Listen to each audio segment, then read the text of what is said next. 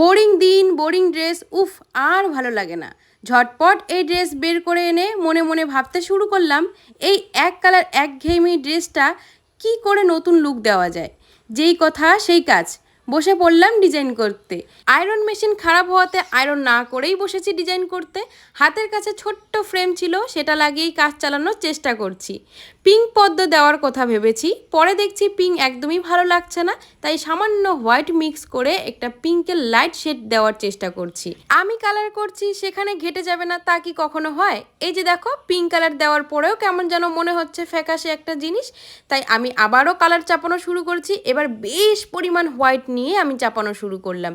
সাথে একটু শেডিং দেওয়ার জন্য আমি ডিপ পিঙ্কটাকে ইউজ করেছি।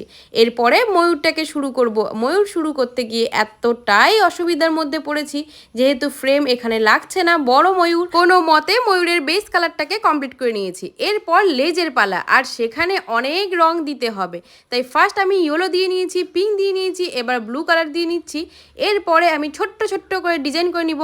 আর হ্যাঁ, এখানে পাতা করেছি আমি গ্রিন কালারের। আর হ্যাঁ, যেহেতু আমার ক্যামেরাম্যান নেই আর যেহেতু আমাদের মডেলও নাই, তাই সস্তা মডেল সস্তা ক্যামেরাম্যান দিয়ে এই ফটোশ্যুট আর ভিডিও করা। তো তোমাদের ভিডিওটা কেমন লাগলো কমেন্টে জানিও। থ্যাঙ্কস।